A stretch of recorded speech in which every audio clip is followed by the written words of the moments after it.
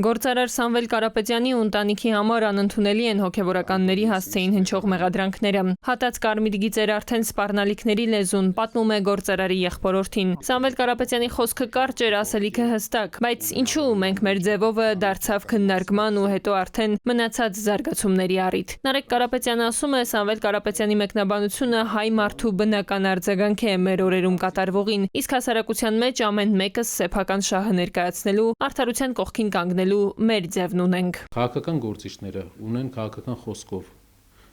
արվեստագետները արվեստով։ Մենք տեսնում ենք, որ ինչպես յուրաքանչյուր հայորդի, մենք նույնպես մեր ձևով պետք է հակազդենք դրան։ Ու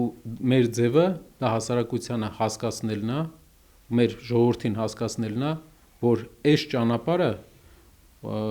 այս ամեն ինչը սկսվել է ոչ թե նրա համար, որ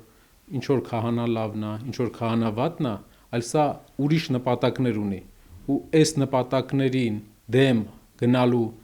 պարագայում մենք ավելի մեծ վտանգներից ենք մեզ պաշտպանելու։ Այդ սատարումից ընդամենը ժամեր անց իրավապահները Կարապետյանի տանն էին, հետո դատարանը որոշեց կալանք կիրառել։ Հետո արդեն իշխանությունը ամենաբարձր մակարդակով հայտարարեց հայկական էլեկտրական ցանցերը ազգայնացնելու գործընթացի մասին։ Հիմա արդեն գործնական քայլեր են ձեռնարկել։ Նարեկ Կարապետյանը նախընդգծում է իշխանության այսպիսի որևէ նախաձեռնության առաջ կանգ առնելու մտադրություն չունեն։ Շարունակում է թվերով խոսել հեծի գործունեության մասին։ Միայն այս տարի շուրջ 50 ենթակայան է կառուցվում, 1500 կիլոմետր գծերի փոփոխության աշխատանքներ են ընթանում։ Մասշտաբային առումով անհամեմատելի է, թե ինչ անում մասնավորը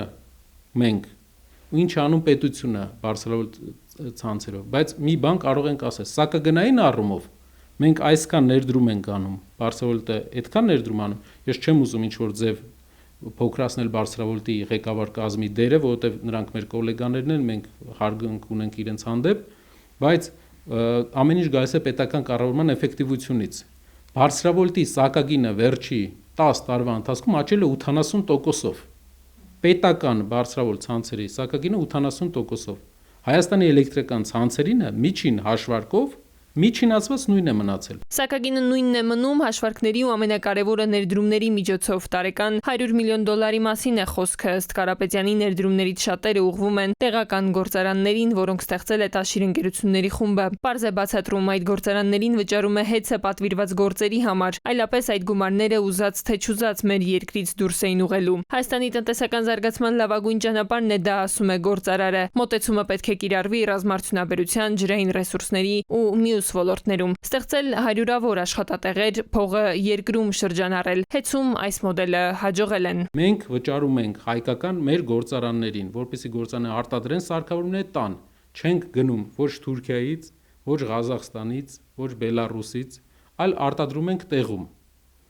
Այո, մենք մեր համար սարքել ենք գործարաններ, որովհետև հասկանում ենք, որ էներգետիկ անվտանգության համար քո սարքավորումները դու պետք է արտադրես։ Կարապետյանը հիշում է Էլեկտրիկ Երևանի օրերը, պատմում, հեծը սնանկացման եզրին էր, երբ իրենք սկսեցին աշխատել։ Կառույցը դժվարություններով ոտքի կանգնեցնել, սնանկացման ճիրաններից փրկել հաջողվեց։ Այսօր կան խնդիրներ, իհարկե կան, ասում է, բայց պնդում, դրանք դասակարգել է պետք։ Հեծի գործող ղեկավարության համար առաջնահերթությունը բաժանորդի գրպանին չկպնելն էր, ինչը հաջողվել է։ Երբ մենք գնացինք Հայաստանի էլեկտրական ցանցերը,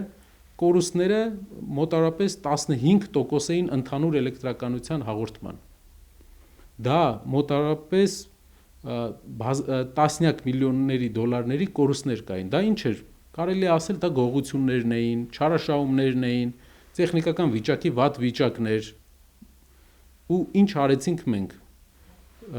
Այս տարիների ընթացքում կորուստները 15%-ից իջել է 6%-ի։ Տարին մենք Հայաստանի էլեկտրական ցանցերը սակագնին վերադարձնում է $40 միլիոն։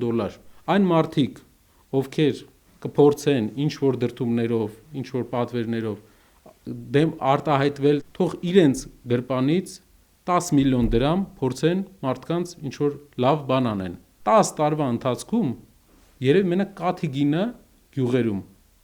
ու էլեկտրականության գինը չի փոխվել։ Նարեկ Կարապետյանն ամփոփում է, անկախ իրավական եւ քաղաքական ճնշումներից, Սամվել Կարապետյանը ամուր է մնալու իր դիրքորոշման մեջ, շարունակելու է լինել եկեղեցու կողքին, որպես չհանձնվող հայի տեսակ։ Եթե մենք հիմա չենք արտահայտում ի պաշտպանություն մեր եկեղեցու հայրերի եւ նաեւ մեր գաղափարների, ժամանակի ընթացքում ավելի մեծ խնդիրների առաջ ենք կանգնելու։ Տիգրան Ուրգենյան, Զորաբ Քարամյան, ժամը լրատվական։